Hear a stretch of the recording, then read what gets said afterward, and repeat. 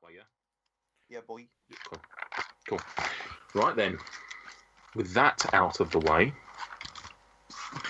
I'm just going to use this cold opening to remind you that you can now listen, well, probably not now, but shortly, soon, at some point in the future, you can probably listen to the new episode of TV Dinners. It's a new episode where we review TV shows about dinners. And on with the podcast. That's good, wasn't it? Which episode of the podcast are we recording tonight? We make sure that we all record the same episode of the podcast, and me and you do episode 61, and MJ thinks we're on episode 72 or something. I don't know what you're referencing. It could be anything. It could be that I've done the wrong thumbnail, or it could be that I've watched the wrong TV dinners. It's probably both, if anything.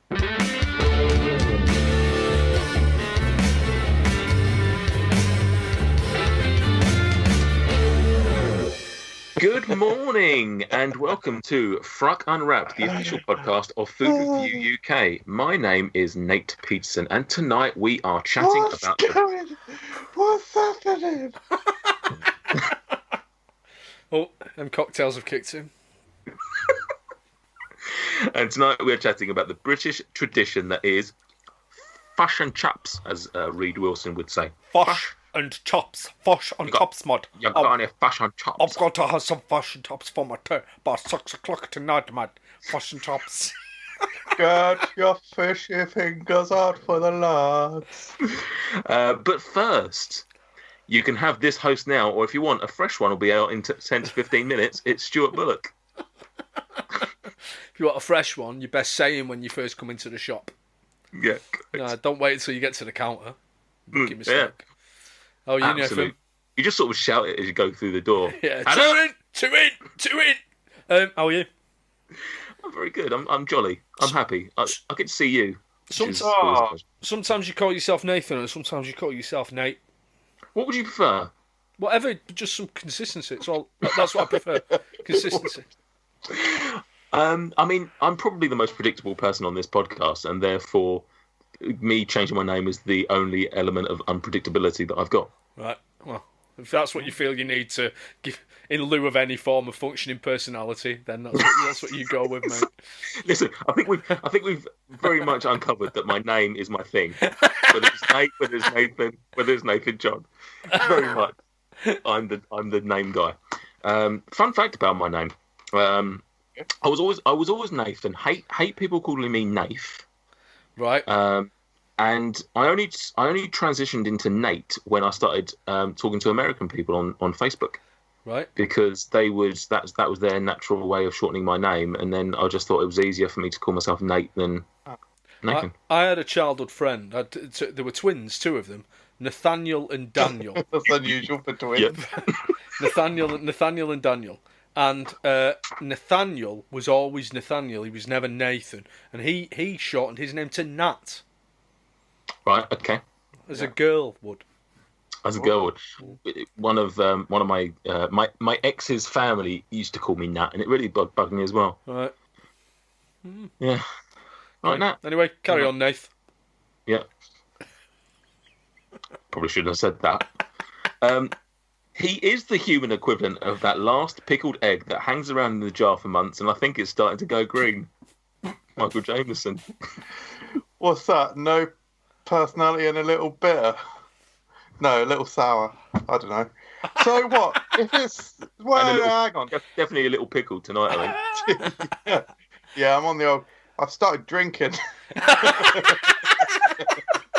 Nah, I've taken up drinking, yeah. Nah.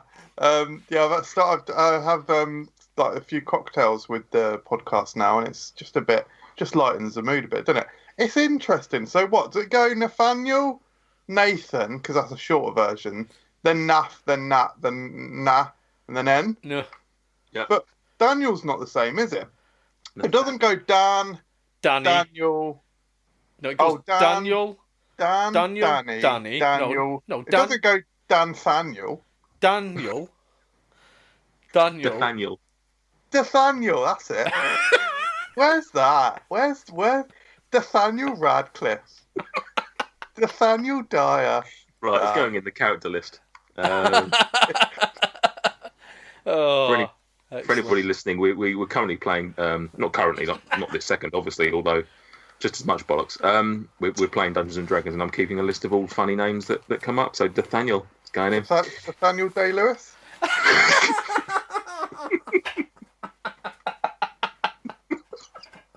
It's so stupid. It might. It's alright, isn't it?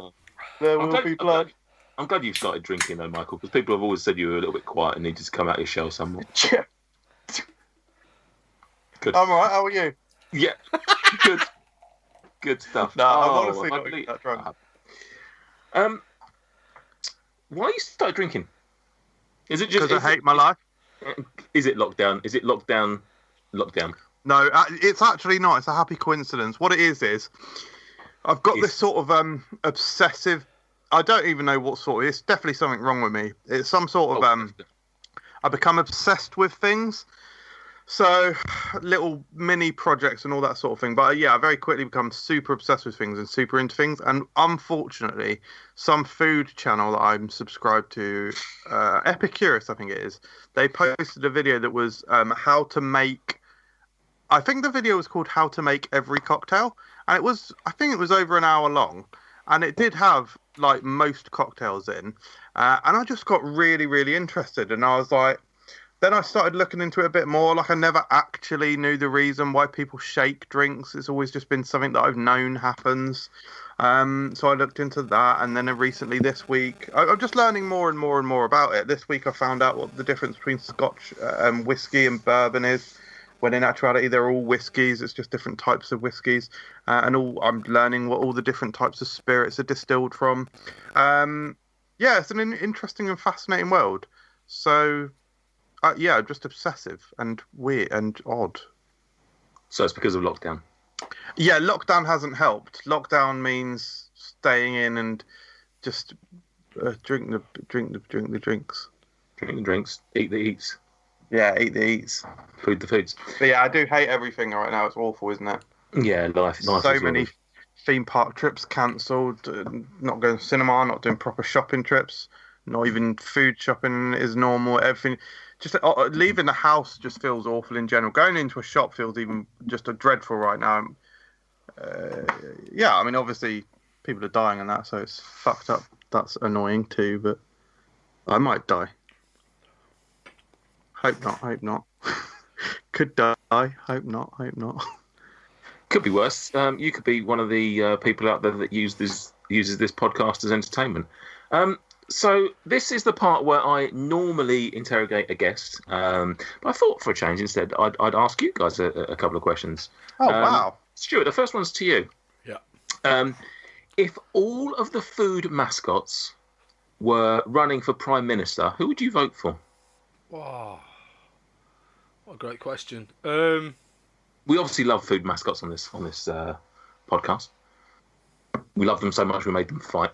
Yeah, probably Tony. He's got a great campaign line, hasn't he? Yeah. Oh, absolutely. Who's that?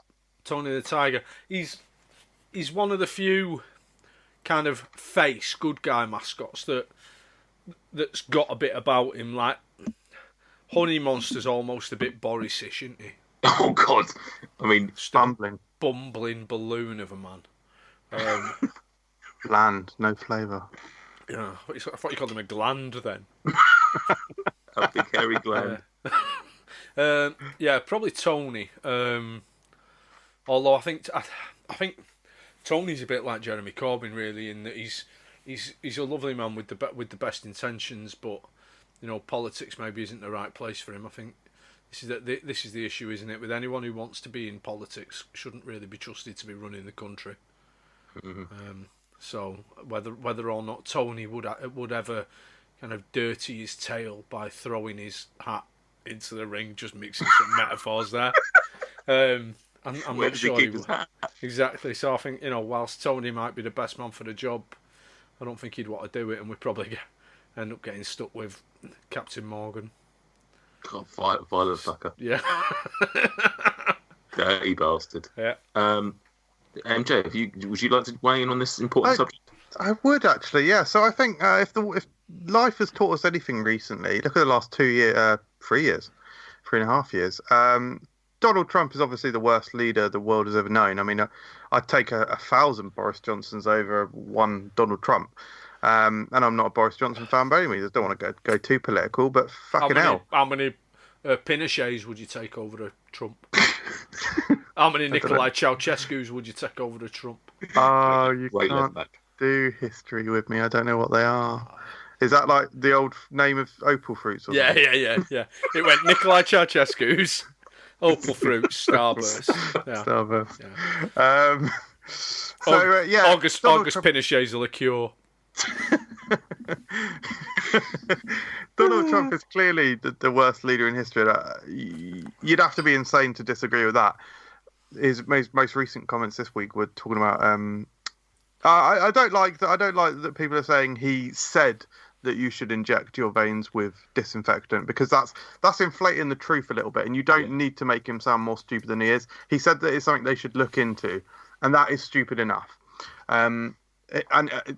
We look at him, he's obviously so insecure. He's the most insecure man in the world. So if I'm looking at the food mascots for some leadership, I'm picking Green Giant every time. Yeah, dude with a 12-foot penis isn't going to have an ounce of insecurity in him, is he? So he's my man. Yeah, I actually had a really good idea of somebody there. I can't think it was, but yeah, no, I would. The trouble is with Tony is his catchphrase is "It's great." And so the problem is, if things are going wrong, no, it's not. And he thinks it's great. It's great. Yeah, I'm a little bit. 50% of it wrong. Come on. Yeah, I think I'm going to go a little bit. Sometimes you just need someone in there who's going to get things done. And I think the hamburger, he can get his hands dirty, and he is a criminal. But all politicians, like Stuart said, all politicians are criminals. I think that's what he paraphrased. But yeah, I just think he needs. He could get in there. He could drain the swamp and probably lower the tax on hamburgers. So I'm all for him, if I'm honest. And poor Mayor McCheese, the only person with any kind of experience of civil leadership, hasn't even got a look in. Oh, come on. He's been undermined by Ronald McDonald for years. Did you say undermined? Was that a undermined? Beautiful little pun. Well done. Yeah. Having a sip of his drink. What you got there? What are you drinking then, Nate? It's a tropical squash, yeah. Tropical squash, right. Yeah, passion fruit, mango, and orange, maybe. Right, you don't need to list tropical fruits, mate. We all know what tropical fruits are. Well, yeah. Fucking Mr. Mango over it. I just needed you to know that I know what they are. More importantly. When you guava prove it, then. For the record, I've asked MJ 2 questions tonight. One led him down the path of telling us about how everyone's going to die. The second one was talking super political about Donald Trump. I think I got too political there. A little bit. My second question, I'm going to start with MJ. Who would you choose to sponsor Food Review UK and the podcast? Well, I think you've got to look at Boris Johnson first. No, sponsored by Boris Johnson. Carry on, sorry. No, so yeah, if a food or drink company were to you suddenly open up your Gmail account and there's a opportunity email sat there saying we'd like to sponsor the channel, who would be the dream? Who would you want? Blimey, that's really hard. So I think there's some that would be really powerful and amazing just for the name in their own right. So I guess Coca-Cola would be a big one just because it's such a massive name. But I guess I'd probably want one of my favourite brands, or just a brand that I think resonates really well or has good branding and nice people behind it. I'll tell you what, KFC, the PR team or media marketing team at KFC are absolutely smashed on social media. So they would possibly be up there, but however, definitely not, because they're owned by, is it Food Company or Food Incorporated? And they're wankers, so not them. Hard question, man. I think I'm going to have to ponder on it, but for now I'm going to say Coca-Cola because I appreciate their place. Money. Their money. They're just I appreciate their money. They're big. Imagine that. Sponsored by Coca-Cola. Exactly. Stuart, who would you want? Seabrooks, probably, I imagine. Raisins. Just the dry... The raisin board or a brand? Just generic raisins. Please start a brand called Generic Raisins. just a Sultana's just Generic Raisins presents Sultana. Oh, grapes. Grapes. Very much nature's raisins.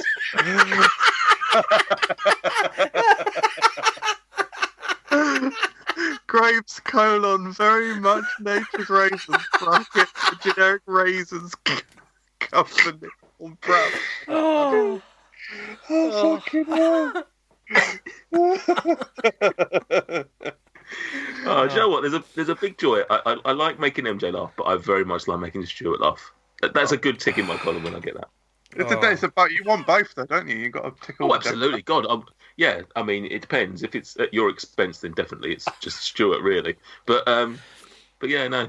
When you get a proper Stuart laugh where it's caught him off guard, because he's quite. Yeah. As much as he likes a laugh and he likes a bit of fun, Stuart's still quite straight faced and he's sort of quite, he's hard to get a big giggle out of. So always aim to tick all the boxes. That's what I try and do. Oh, tickle the boxes. Tickle the boxes. There we go. That's your podcast title. Tickle the boxes. Brilliant. Oh God. I'm going to have to rustle up some little banners now, sponsored by Generic Raisins. I'm still waiting for the FRUK Unwrapped t-shirt. Oh, God. Generic Raisins t-shirts. Get it on. Generic Raisins. Right, let's move on. News. Saved me a job to edit that in. Do you know what? I just literally, because I was writing down to make some Generic Raisins t-shirts, and I looked up because I was wondering how you were managing to play that so succinctly. Brilliant. MJ writing down the idea to do Generic Raisins before he does the FRUK Unwrapped t-shirt. Shit. Brilliant. Fuming. I'm fuming. I'll write that above. Oh, thank you. Brilliant. News. We have a new podcast coming your way, potentially. Some of you. Not all of you, probably. I would imagine, statistically speaking. But some of you. Certainly, maybe 2 or 3. As MJ has been recently touting on his channel, and we've mentioned it a few times, I think on social media it's been mentioned, but ultimately we are looking to revamp and reinvigorate, reignite the Patreon, the Food Review UK Patreon levels. And reignite the Patreon. Exactly. That's why I used that thing. One of the levels, in fact, all 3 of the levels, you will be able to listen to our brand new show, which is called TV Dinners. In TV Dinners, Stuart, MJ, and I will be watching various asunder. No, I don't think that's the word, but a number of TV shows. I'm just mumbling my words, really. This is a great advert for the show, if I'm honest. Asunder, I've got to Google it. Yeah, I don't think that's definitely not the right word. Aplomb. Those whom God hath joined together, let no man put asunder. I think it's right. To be fair, I think that was the right word. No, we will be watching. We'll be watching a ton of food-related TV shows, and then talking about them in probably a better fashion than I am now, and describing what we've watched, whether we liked it, whether the food was good, and whether we'd watch more. There'll be a lot more short form than Unwrapped, probably ranging anywhere from 10 to 30 minutes. But yeah, hopefully you can find some new shows out there to watch and hear some more foodie comic bants from the 3 of us. So we've recorded our first one, which will be going out for free as a little teaser and advert of what we are capable of. And so you should be able to listen to it. I don't think we've decided when that will be released, but soon after this, I would imagine, maybe next week or something. Yeah. You'll get the first episode, which was about the very first episode of the Chef Show on Netflix. Not to be confused with the very last show, which MJ watched. Don't need to. Oh no, it's worth not. No, I'm just saying that you were the one that chose the episode and still watched the wrong one. Is that factually correct? Or I mean, I also asked if I was watching the right one and didn't receive a response. So, I mean, your comments were pretty vague. Oh, okay. Let me just sorry. Let me just read out the comments for let the record state. Remind me, are we recording TV dinners too? I'm not going to read out what I wrote. For so many reasons. That is a bad idea. Are we not all... What? What did you say? I'm not going to read out what I wrote because it doesn't prove. I wasn't clear at all. There's not even a question mark, so it's not even a question. Because the name of the episode that I watched is Hot Luck. That has no fucking context. I also started talking about something else before I came on to ask what question it was. And finally, most pertinently, in attempting to say the word in it, I've accidentally said a racial slur. So I'm not going to say what I accidentally typed. So please listen to that, and more importantly, please give us some money to listen to the other ones. You can sign up once we've rebranded. I don't know if we've got a date for when the new Patreon will be up and running, but it will be on patreon.com/Food Review UK, where you can find the new podcast and various other new perks and stuff. I don't know. $1 tier, silver tier for the podcast and the monthly Q&A. So get on it, guys. It's worth your time. But have a look at the other tiers as well. The gold tier for $2.50 and the diamond tier for $5. It would really help us out. Allows us to do a little bit more. And we look forward to giving you some brand new, fun, interesting, and exciting content that we really hope that you enjoy. Absolutely. I mean, if you're saying you can't even be bothered to give us $1 a month, then just stop listening now. That is the hard. So I'd sort of say we appreciate different situations for everyone. If you can't or don't want to, that's absolutely fine. Keep listening. Enjoy what you can. How about they've stopped listening? They can't hear that bit. If you don't want to give us $1, just put your fingers in your ears when Nate speaks, because he's the one who's against it. But then just take your fingers out again when it's me and Michael. In fact, just keep them in for when it's Michael as well, because that'll save you some pain. Yeah. Just listen to Stuart. Just listen to me. In his beautiful northern brogue voice. Correct. Quivia. Q-U-I-V-I-A. Yes, Quivia time to play Quivia. Q-U-I-V-I-A. Yes, Quivia time to play some Quivia. It's like a cross between some trivia and a quiz and a such extent of profit. Two of those two aforementioned words. Q-U-I-V-I-A. Yes, Quivia time to play some Quivia. Q-U-I-V-I-A. Yes, Quivia time to play some Quivia. Q-U-I-V-I-A. Yes, Quivia.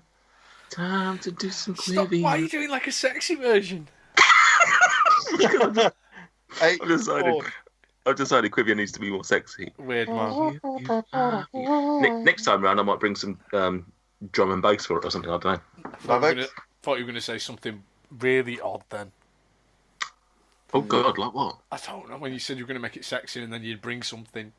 Like... Oh no, I was more alluding to the fact that I'd give it some sort of like different musical spin each episode. But I think that probably sounds like more work, especially when I'm not particularly musical. So. Shame we don't have anyone musically talented here, I suppose. Oh, that's yeah. Tonight's episode, I've gone a bit weird, crazy. Ooh, I'm so kooky. Tonight's episode I've called Fish and Chippy, and it's basically a play on the game Jeopardy that one is probably, hopefully, familiar with. A very long-running American game show that I think was here for a little bit. I can't remember who presented. It's on Netflix now. Is it? Yeah, Jeopardy? I think like a few runs of specific contestants. Yeah, we watched a couple of episodes. What? What show? Jeopardy.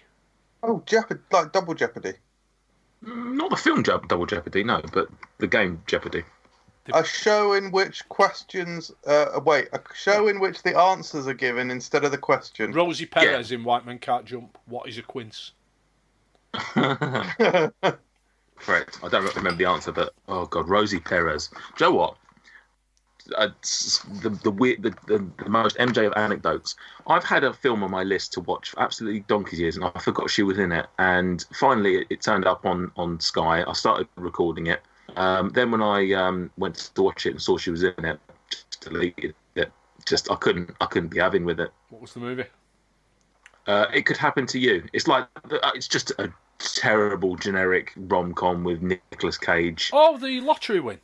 Yeah, where she's his girlfriend or something, and she's his girlfriend, and he can't.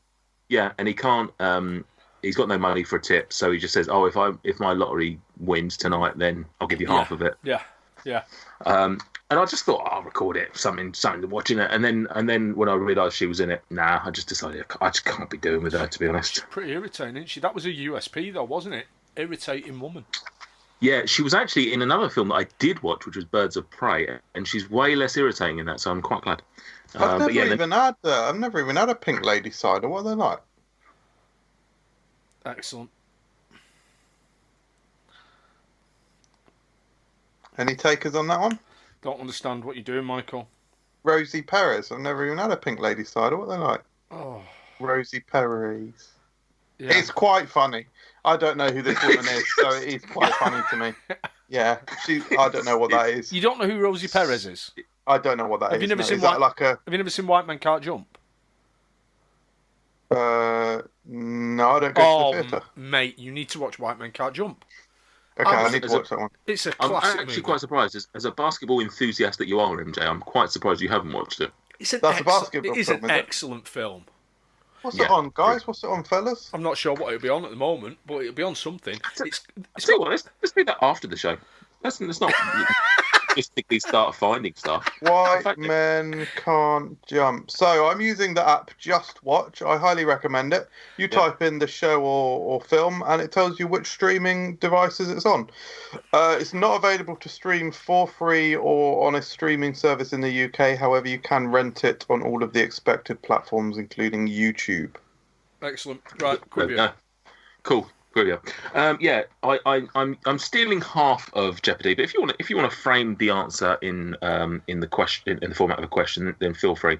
So what I've got two categories: fish and chips. Wow. You can choose fish or chips for 100, 200, 300, 400, or indeed 500 points. I will then give you a question, and you need to tell me what the answer is. Now, the answer will either have the word fish or chip in it, depending on which category it is. Depending on which category, of course. Yes. So, for example, if you were to pick fish, then it would be a word with the word fish in it. It's worth noting these are not actual fishes or actual chippies. So these are non-fish and non-chip related, but they do indeed have the word fish or chips in them. Excellent. Right, let's go for it. This should be easy for drunk MJ to follow. Yeah, it should be. And do you know what's really good is that I wrote down the answers and I didn't actually write down the questions. So I'm just going to have to do this on the fly. What an idiot! Oh God, couldn't be more stupid. You know when you sort of do something, you go, I must remember that I must do the other half of this, and then you sort of get to the point that you've forgotten to do it. Yeah, I know that. I think I can go for it. So we'll start with Stuart because I think he's probably more up to date with this and knows what he's doing. Stuart, can you give me a category and a point system? Let's have chips for 100, please. Chips for 100. You often find these in Maryland cookies.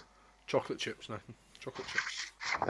That would be indeed correct. Ding ding ding ding ding. Chocolate chip. Yeah, okay, I get how it works now. So same to me, hazelnuts. I mean, A, you can't pick the same question, and B, Do I not got on Jeopardy? If you get it right, you get to go again. We're not going to play that. Oh. So, MJ, would you like fish or chips? Fish. Fish. And how many points would you like to go for? 1, 2, 3, 4, or 500? How many was Stuart's one just then? 100. It was 100. I'll have a 300, please. Cheers. You'll have a 300. Notorious Gotham gangster. Penguin. With the word fish in it? Oh, sorry. I thought it was fish related. Oh, okay. No, all of the answers have got the word fish or chip in them. Oh, right. Notorious Gotham gangster. We've got the word fish in.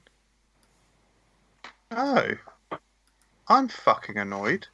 You will be. You'll be fuming. Got the name fish in. Fish.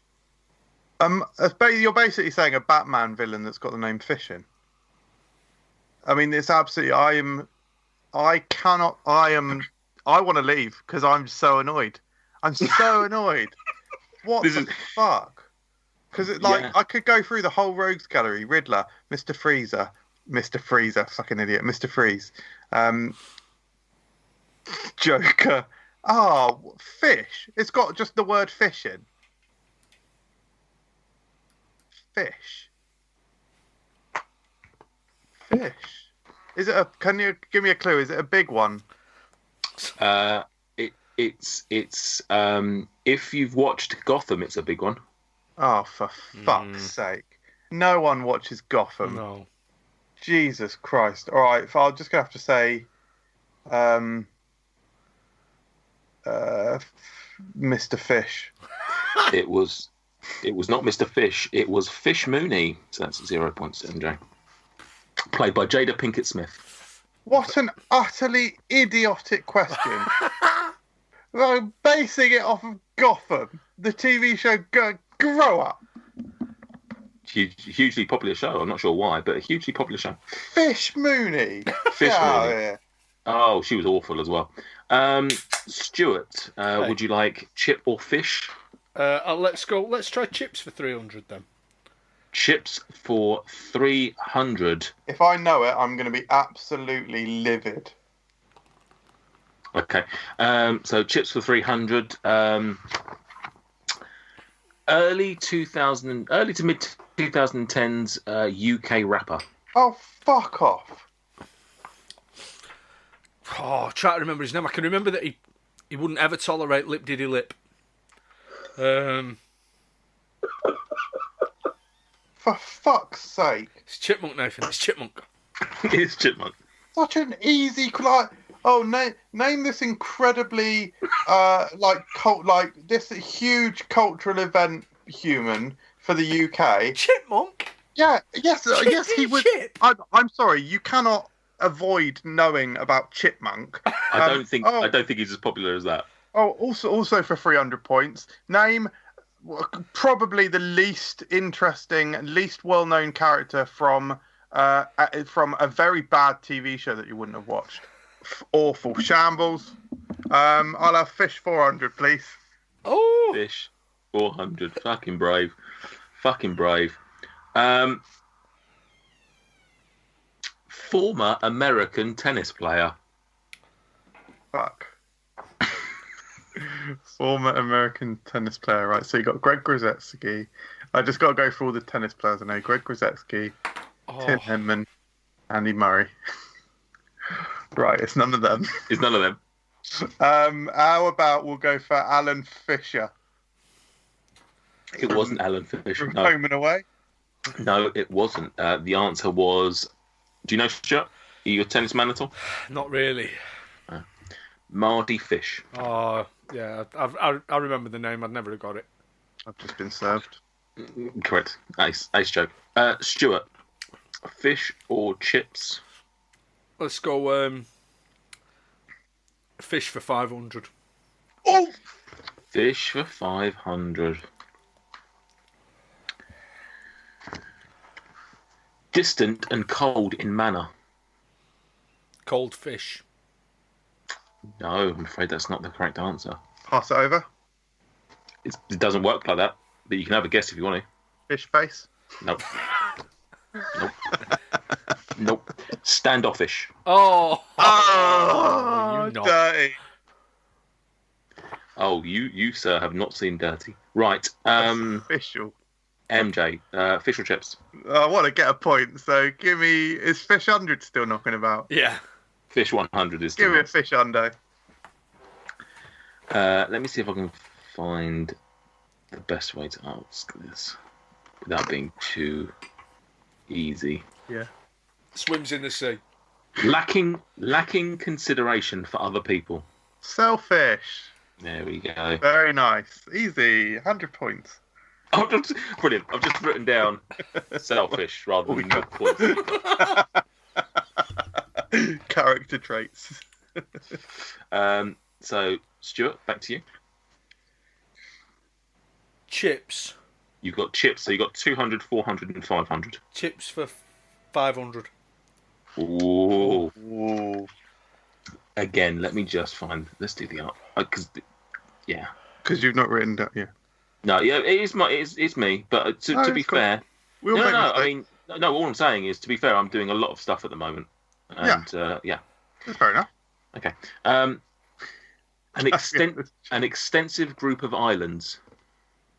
Archipelago. Archipelago. Correct. Wow, well done. Correct. That's not got chipping. Definitely has. It has archipelago. I thought you said archipelago. Yeah, it's got chip in it. Yeah. Okay, so it's not Archipelago. All right, okay. So he says that, I guess he should be called CHIP. I don't know what. Yeah. Stuart J, MJ. What's left on the chip side? 2 and 4. On chips, you've got 200 and 400, and in fish, you've got 200. I'll have two. I'll have. Well, what's the point? 200 chip. 200 chip. Hang on a second. Correct. This is done really well. This has done me the world of good. It's good. No, just awful. I'm just terrible, if I'm honest. No, it's good. No. You're only saying that to bide for time. So. Oh no, I'm just saying that. I'm just. You're trying to fill a void whilst desperately trying to no! think I think someone's defense mechanism. I think someone's calling me. Hang on a minute. I've just got to check. I don't think they are calling you, though, are they? I don't think anyone's calling you. No, Laura's just. I can see your phone. It's literally. Oh no! I'm sorry. I thought someone was calling me. Why would you think that? Nickname for a carpenter. That I believe is Chippendale. Oh, so close. You got Chip right. It's Chippy. What? Chippy. For a carpenter? Yeah. No, the Chippendales are carpenters who take their clothes off. Thomas Chippendale was a famous furniture maker. Oh, sorry. Where do you think the nickname Chippy comes from? From the strippers? Fucking hell, mate. Do your research. Chippendale. Chippendales. Chippendales is a touring dance troupe. Best known for its male striptease performances and carpentry work. Who they deal with wood every night. I did Stuart, get that one right. Stuart, would you like fish for 200 or chips for 400? Let's go fish for 200 because I've not had a fish one right yet. Okay, legendary Viz character. Billy the Fish. Billy the Fish. And MJ, would you like chips for 400? I would love it. I think that's the only one left, right? It is, yeah.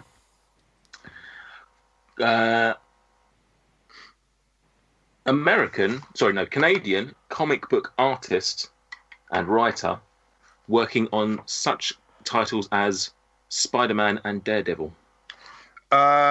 His name is I don't know the pronunciation, but it's Chip Zdarsky. That is correct. Chip Zdarsky. Fucking hell, look at that one. Well done, Michael. I'm chuffed I got that one. Yeah, well done. And I actually knew one. Well done, Michael. You did really well. You only got, in all seriousness, you only got 600 points less than Stuart. So roughly half. Yeah, well done. Not bad. I'm quite happy with that. Well done, Michael. I've only read one of his issues, though. He wrote an issue where... Oh, fucking hell, what did he do? It was like a 16-pan... He did a special issue of Spider-Man that was Through like... the years. Was it that? Oh, was it through the years? Yeah, he did. I think he did. I think it was like maybe a 6-issue thing, and it was like each decade of Spider-Man's life or something.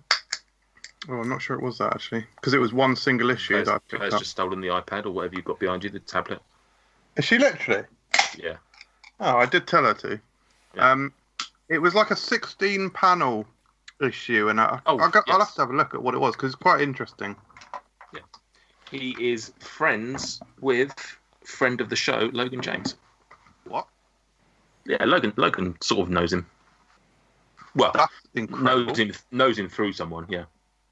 That's incredible. Yeah. Good guy. And that was a very well-polished game of Quivia called Fish and Chippy. Well done, Stuart, for winning the guessing game. Well done to Michael, though, for getting 600 points. Well done. I got a couple, that was all right. Yeah, well done, Michael.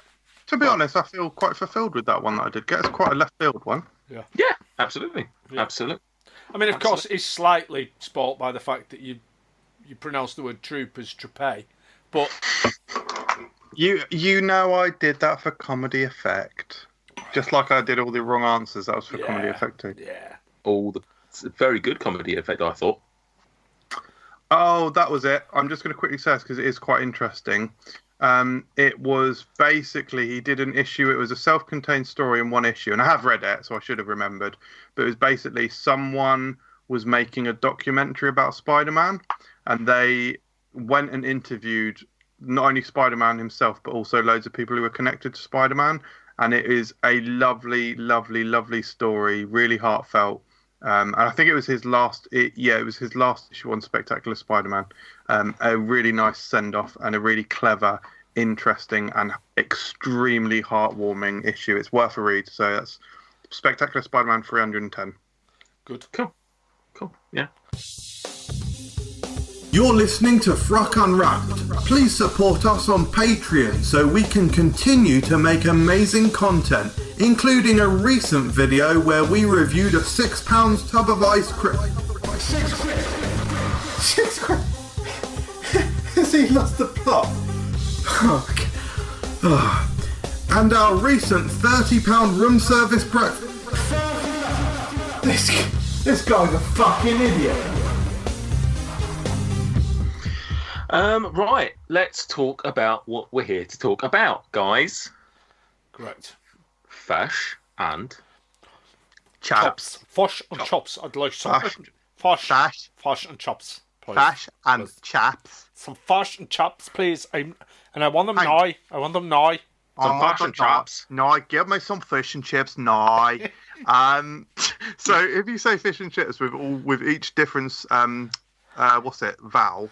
Yeah. So you got fish and chips. So you got to start with the fashion chops. What was that? Fashion chops. Fashion chaps. Fashion chops. Fish and chops. Fish and chops. Fashion chops. We have got fashion chops. Fashion chaps. Fashion chaps. Sorry, just Garnabet camp. Fashion chaps. I think I prefer fashion chops. I quite like that voice. Keep that. Fashion chops. Fashion chops. Well, that goes a bit posh. Fashion chops. No, nice price of fashion chops, please. This is a great game. Yeah. What's the last one? Is that it? Fashion, and that was German. Fash under tops. It's weird how they literally do come out as accents. Yeah, but thanks for everyone that does listen. So fish and chips. first and foremost, I'd like to know. It's something it's plagued my mind for many a year now. How do you guys like yours cooked? Now, the reason I ask this, fried. Weird question. Well, no, I'll rephrase the question then. How do you like? What's your quality control like on fish and chips? Because I find that you can go to some of these establishments and you just get the most greasiest experience, and then you go to another one and it's incredibly dry. But equally, they taste different because of that. So it's sort of a bit of a payoff. Like, by no means am I advocating shit fish and chips, but sometimes they taste a bit better. Sometimes it's a nicer experience. Not greasy though. I think you don't want greasy chips by any stretch of the imagination. Ideally I want my chips slightly. I'd rather have them slightly overdone than mushy. I'd rather them crispy than soft. But fish, I don't mind the fish. Like some people, they want that delicious crispy batter where it's crisp all the way through. I quite like it where the batter's got a little bit of squidge in it still. Of course you do. Yeah. You know what? It's gone crispy on the ends, but as you get to the middle of the fish, it's almost like there's two layers to the batter. You've got the crispy outside layer, but then inside you've got a slightly. My mother, whose birthday it is today. Oh, yeah. She won't listen to this. I wish she still listened. That was. I can't tell you how happy I was when I found out that your mum listened. Happy birthday, Mrs. Bullock. My mother, whose birthday it is today, is an idiot of a woman who would often tell me, just pull the batter off and eat the fish, Stuart. Well, that's what they did in the olden days, isn't it? Just pull the batter off and eat the fish, man. How weird, man. Didn't eat the batter, just eat the fish. That's where fish and chips originated, because it was actually a way to steam the fish, and protect the batter was a way to protect the fish. True facts. Boom. Bet you didn't know you were going to get educated listening to this, did you? Only took an hour, but... And less so from you. MJ, Stuart's obviously, put his case forward. How you when I suggested that fish and chip shops differ in technique and quality, you seemed somewhat surprised, which suggests that you've only had one experience of such. Well, the conversation and your question has been quite illuminating to me, because I think I've just realised I have incredibly low standards for fish and chips. I'll fucking eat anything. Correct. I do know what you mean. I really don't mind greasy when it comes to fish and chips. I was going to say generally speaking, I don't think you can even get bad ones, but because I was going to say, because even bad ones are good. However, I am instantly transported back to a drab hotel room in Blackpool about 2 or 3 or 4 years ago. It's quite nearby me, that. Carry on. Speaking of MJ, just glide over it. Just reassure yourself, that's it. Well, that time he was in Manchester. Hang on, bit of drink. Oh, he's moved on to the water. Yeah. Don't want to get a hangover off 1 unit of alcohol. We did order. I think for whatever reason we weren't able to get to the fish and chip shop that we wanted to go to, that was particularly well regarded, and we just went to any one, and it wasn't particularly good. But I think that was the last time that I didn't enjoy fish and chips. We've got a pretty competent one around the corner, which I quite like, and we have I think we have a couple in Ills. We have a mini, not a chain, but there's 2 of them. In Aylesbury that is pretty widely regarded as the best in Aylesbury, which is Codfather. And by a complete coincidence, this weekend I was going to order Chinese, rang them for about 15 minutes solid. I was trying to get through, but they were busy that whole time, so we had to choose something else, and I chose fish and chips. So then it was only when it arrived that I was like, oh, this is pretty appropriate. So I do have quite low standards. I don't mind greasy, don't even mind mushy chips, because they have to be really bad for me to not enjoy it, to be honest. As you can tell, there's definitely a standard that has to be met, but I do like. I tend to prefer things a little greasier. I tend to find if I get fish and chips and the chips are too dry and you can tell it's a good quality, sometimes find the chips a little bit boring. Like I don't feel like they've got particularly good flavour. Yeah, I think you're right. Which, to be honest, doesn't matter because I'll come on later to my eating habits when it comes to fish and chips. And as you can imagine, I've got some beauties in it. But you want a mix of hard and dry and greasy and soft anyway, don't you? Yeah, I don't want them swimming by any means, but I do like a little bit of grease, and I do think it gives it a little bit of a little something, so to speak. So that all aside, what is our? Actually, I'm going to mix up the question somewhat. Where would you put fish and chips on a hypothetical? The guns are coming out. On a hypothetical high street takeaway table, shall we speak? Like if you got your burger joints, not specific ones. I'm not going to talk like them versus McDonald's. I'm just talking about burgers, chicken, pizza, Chinese, Indian. So you. I'm so glad you asked. Takeaway vibes. Yeah, I get fish and chips probably 10 times more often than I get anything else. Yeah. Whoa. Yeah. No way. It's the only takeaway that I get semi-regularly. You're kidding. I get a chippy probably once every couple of months. Oh, wow, okay. How often do you have takeaway? Very infrequently. Wow. Like very infrequently. You heroes, to be honest. Like 6 or 7 times a year, probably, if that. And 6 of those will be chippy. I mean, it used to be a lot more. We used to get takeaway pretty much every week. Oh, I'd kill myself if I didn't have takeaway every week. Yeah, we used to get takeaway pretty much every week when we were, before, certainly before we had Theo, and even when we had him. I'm not a fan. We don't get like McDonald's-y type fast food stuff. Gemma doesn't like Chinese.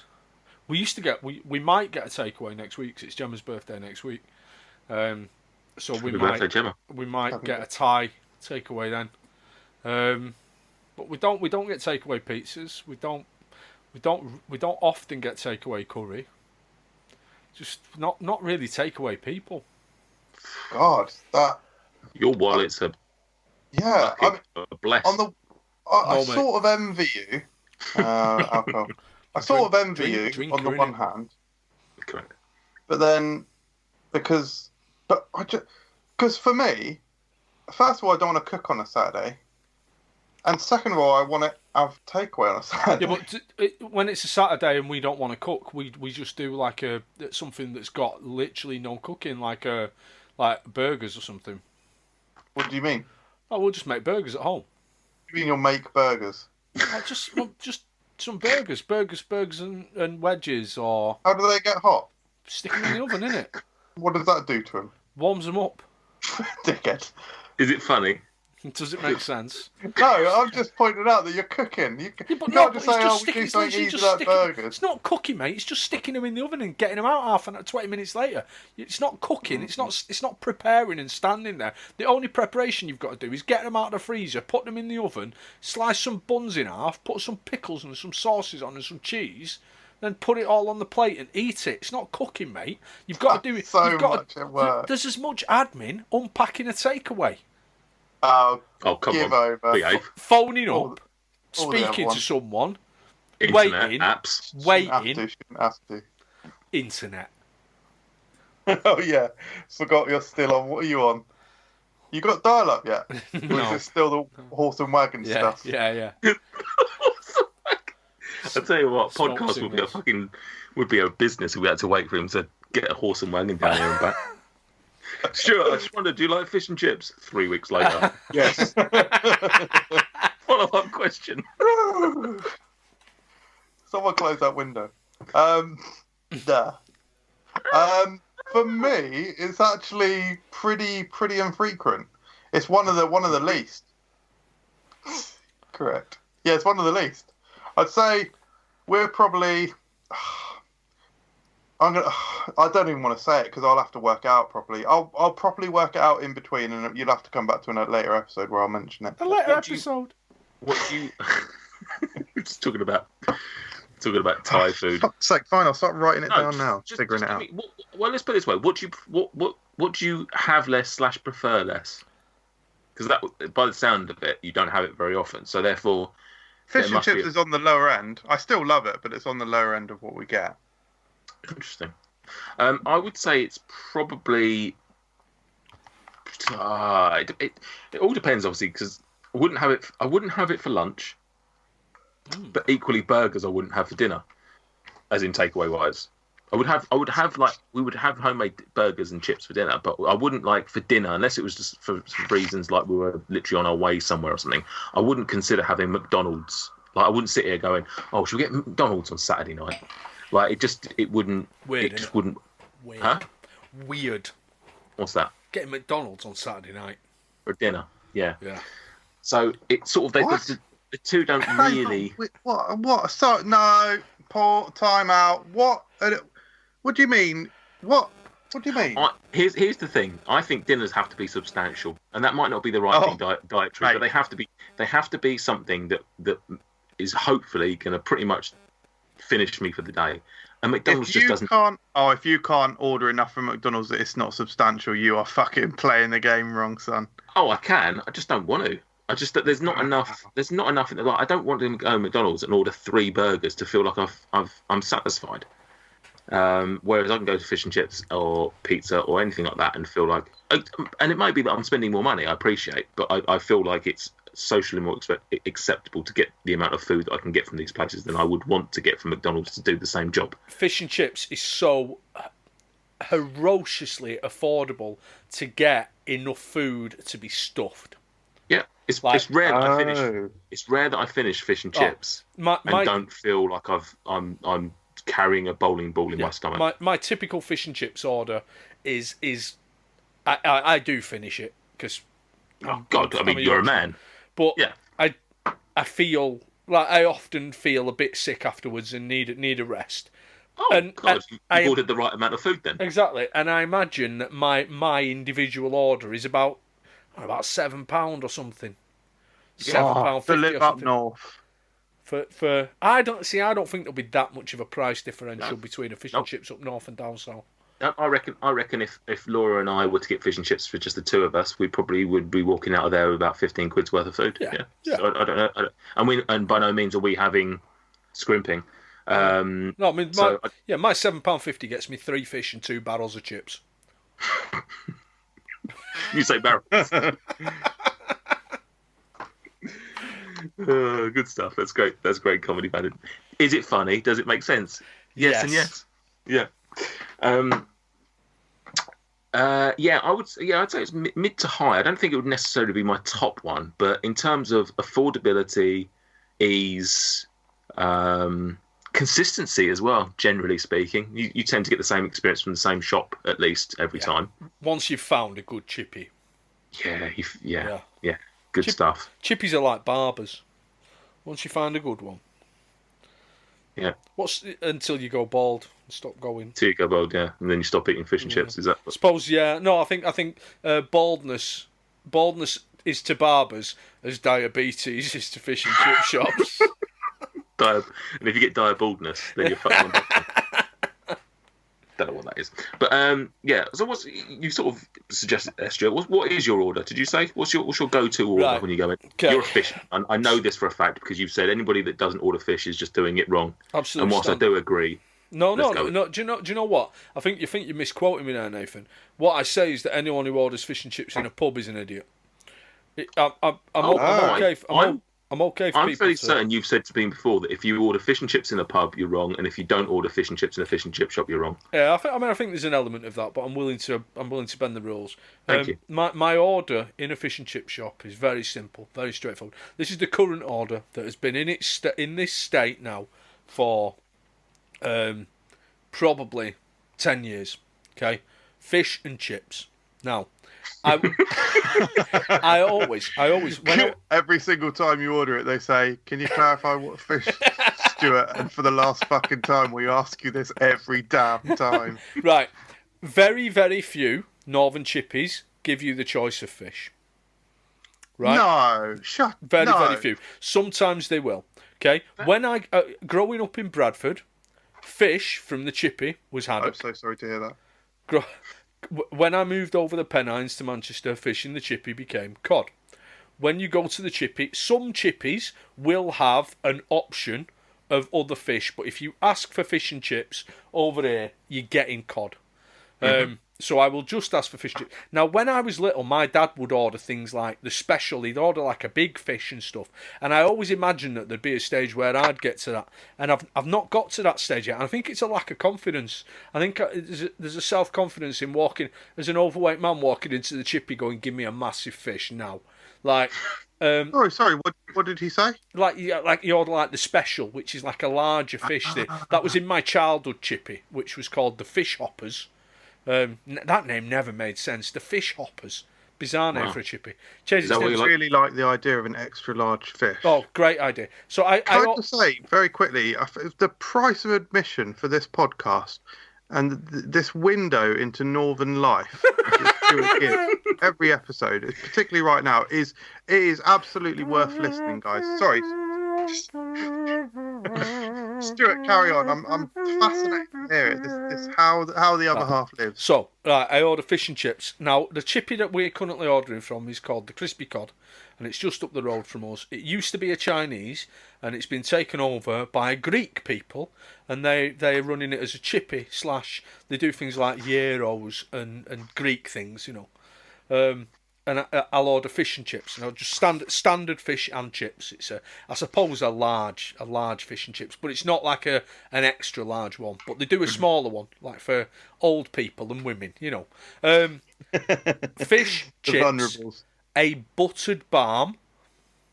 That's a roll for anyone in the south. Or a muffin for anyone 3 miles north of me. It's very. I've not heard that before. Muffin. Yeah, Oldham, it's a muffin.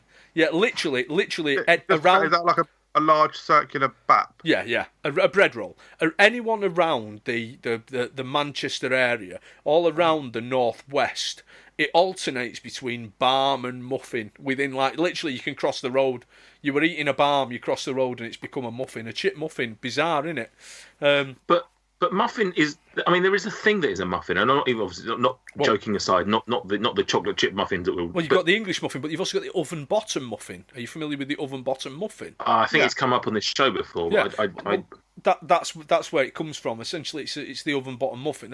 So I'll have the buttered balm or the buttered muffin, depending on what they've got written on the board. That's one of the things that you have to do when you walk into the Chippy. You have to have a look and see what it's listed at. Is it a chip balm? Is it a chip muffin?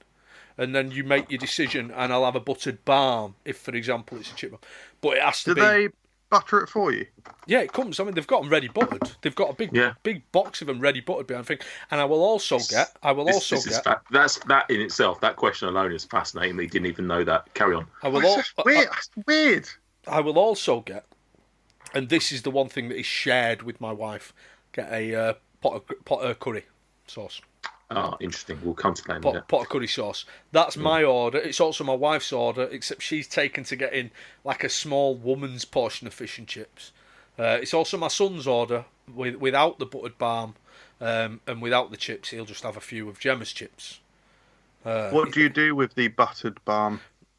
Do you want the full rundown? So the buttered balm is eaten with the chips. So what I will do is the balm is sliced in two, buttered on either side. I will take the top half off. I will break that half of the balm in half. So I've got a quarter of a buttered balm. I will take 3 or 4 of my chips and I will place them on half of that quarter. So we now have an 1/8 of a buttered balm covered in chips. I will now fold that over. So what I've got is a very small chip butty, which I will dip in the curry sauce. Oh. And then rinse and repeat until all my balm's gone. And you've left out a very important step. Go on. I need to know your salt and bins. Like plenty of salt and vinegar. All over. Plenty of salt and vinegar. More vinegar than they think is acceptable. Hashtags, retweets, likes, comments, follows. This isn't any ordinary social media. This is Food Review UK social media. Come find us at facebook.com/Food Review UK. On Twitter, at Food Review UK and on Instagram at FRUKgram. Oh, and don't forget the main channel, Food Review UK on YouTube. Follow-up question. Salt then vinegar, vinegar then salt. Actually, no, sorry. I step back and even another step. Do they salt and vinegar it, or do you? They salt and vinegar it. Because I want it to steep in the salt and vinegar as I'm driving home, and I want to open the package and the smell of the hot vinegar. I will say I prefer it that way, and one of the reasons is because I do feel that the salt shakers that fish and chip shops have just throws the coverage. Oh my goodness! Like, I don't know if I've ever seen them. Yeah, that is what. I'm not one of these weirdos that is like super. Everything has to be salty, but fish and chips is something that I do have learned over the years that chips really do need to be just covered an entire layer. I can't. It needs to look like a scene that Bing Crosby would sing about. That's a White Christmas reference there. I can't compete with that level of salt coverage at home. No. Who can? Same with the vinegar as well. I've got a bottle of malt vinegar in the cupboard. And do you know what? Sometimes when I get back from the chippy, Gemma's put that out. Unnecessarily. As if I'd forget to get salt and vinegar. But yeah, salt and vinegar. I think... I'm trying to think which way they do it. I think they salt and then vinegar. I don't think it matters so much when you're getting it done at the chippy and bringing it home. I think it matters more at home because it all just kind of homogenises. Yeah. Whereas if you're doing it at home, you want to make sure that essentially your vinegar melts your salt. Wow. Thank you. Yeah, it has to be salt first. That vinegar's got to. That vinegar's got to give the meagre amount of salt that you can get on it at home. It's got to give it a chance to, like you say, soak into the vinegar, but also to get it moving around. Like that vinegar's going to help nudge some of it on top down into the lower layers. Crevices. You don't want like a ridiculously salty vinegar top layer of chips and then just a bland second layer, because then you're having to go back to the cupboard, and no one wants to do that. You want to do it in one fell swoop. Yeah, because leaving the vinegar out without putting it back in the cupboard isn't something that you're prepared to do. No, not animals. No.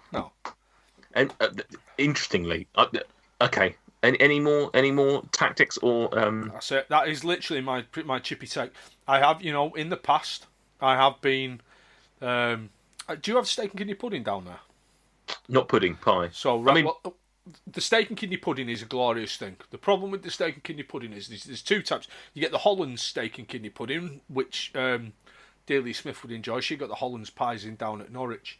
The Holland steak and kidney pudding is a small suet pudding in a foil thing, and they're good. I used to enjoy the pudding, chips and gravy. The problem with the Holland steak and kidney pudding is it's not really big enough. So what you want is 2 or 3 Holland steak and kidney puddings, and again, it's a bit much in it going in. Can I have 3 puddings and chips, please? It's like that Ricky Gervais thing where the 25-stone woman has 9 pie and chips for lunch every day, and she doesn't know where to start to lose weight. How about 8 pie and chips? And then you also get the rag pudding, which is more of a, a kind of a. I mean, that definitely sounds like a woman's time of the month. Oh, Nathan, it's a less organised pudding. It's essentially an old-fashioned suet. It's still a suet pudding with a meat filling, but they are nice. I'm not a massive fan of pie and chips from the chippy. It's all right. I could live with it. If someone went to the chippy and they surprised me and they bought me a steak and kidney pie and chips or a cheese pie and chips, I'd go, oh, nice one, mate. Thank you. Sorry, a cheese pie.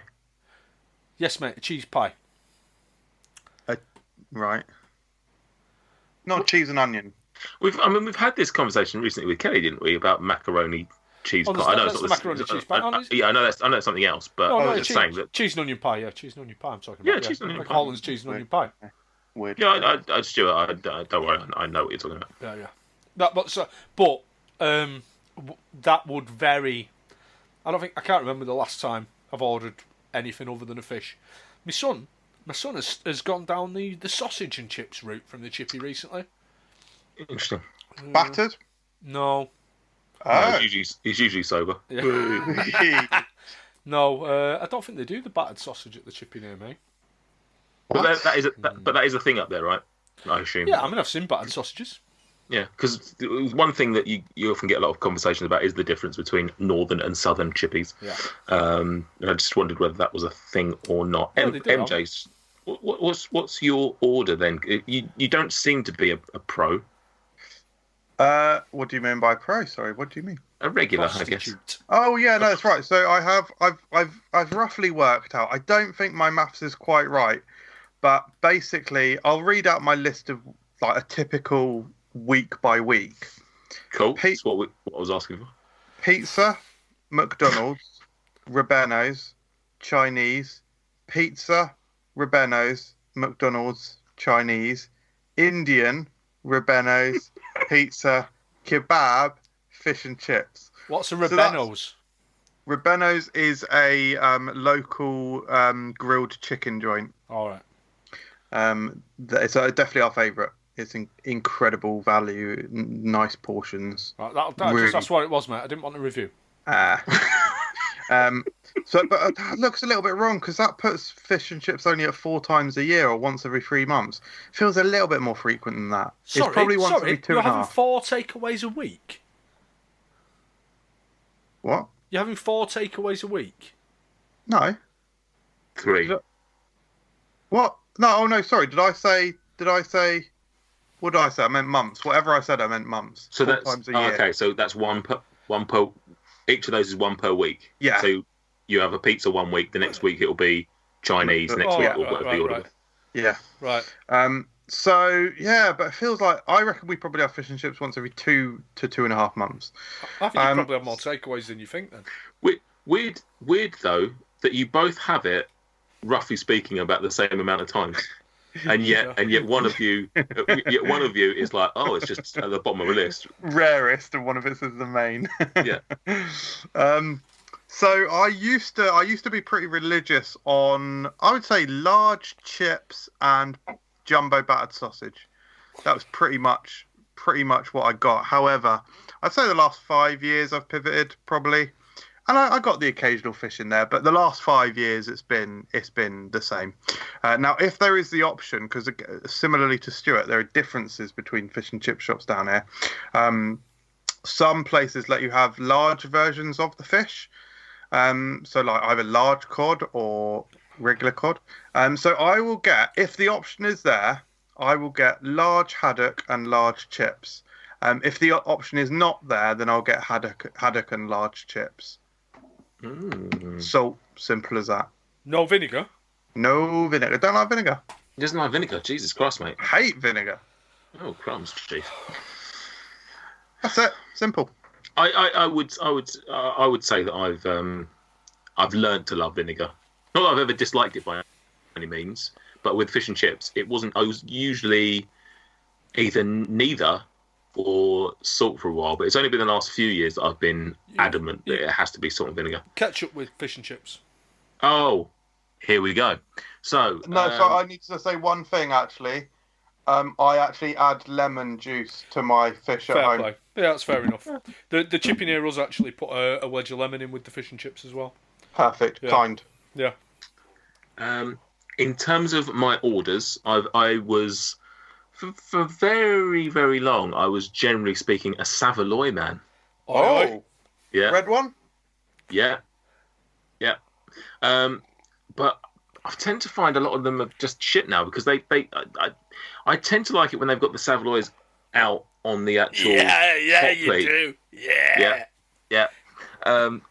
Where it crisps up and gets the old skin going. But if they're the ones that are sat in the water and they're all a little bit blur, I've sort of transitioned. I love using the word transition now. I've moved away from those now, and I do tend to probably more often than not have fish, but I tend to try a Savoy every now and again. Just to see that's interesting because you don't really like fish. I don't like seafood. Oh, fish is from the sea, mate. It is, yeah. But yeah. So I tend to have fish, like a medium or large, whatever. depends on the mood. Large chips, absolute must. Has to be large chips. Seriously, if I am underfed on chips, is that not getting enough fish and chip shop chips must be the most heartbreaking experience someone can go through. It makes you feel horrifyingly unfulfilled. Particularly because they cost nothing. Yeah. Yeah. There is a shop near us that we went to fairly regularly where their large was too large. Like their medium was most places large. But that's what you want. Yeah, so I ended up having the medium in that scenario because the large was unfinishable. Like you're talking ridiculous. What I do like about fish and chips shops, generally speaking, they do have the Five Guys approach to chips, which is we're going to carefully weigh out a portion onto the thing, and then just chuck a load on top. Like just around, like we'll just have this. This is our ration. This is our portion, and then just a load of shit on top of there. Just throw it back, throw it on. We don't care what you get on top of it. Like Five Guys. Yeah, that's why Five Guys approach. Yeah. Clever. Yeah, that tends to be my order. I don't tend to get anything sundry. If we're having like a butty, then it usually is that we've got bread at home to have it with. Don't tend to buy the bread or the roll or anything from the shop generally because they just look a bit squished and a little bit naff. They don't look like they're particularly good quality barms or whatever you Northerners call them. I don't think I've ever seen them. Like I've seen them on the menu, but I've never witnessed them. I've never witnessed a bar. I mean, look at this, Stuart. What's he doing? He just put water on his eyes. Don't mention it. Don't say it. Too late. I need to say two things very quickly before I forget. First of all, I need to actually say if I'm eating food at a pub, it's almost 99.7% certainly going to be fish and chips. Idiot. It's a different kind of fish and chips, but it's still one that I. Chips. It's still a good fish and chips. It's nice. It's just different. It's not. Mm-hmm. And Stuart, Michael, do they do scraps up there? Not so much here. Much more common in Yorkshire. I used to chips and scraps or chips and up in the northeast where my mother's from. Bits. Chips and bits, chips and scraps, chips and scrapings they get called as well up in the northeast.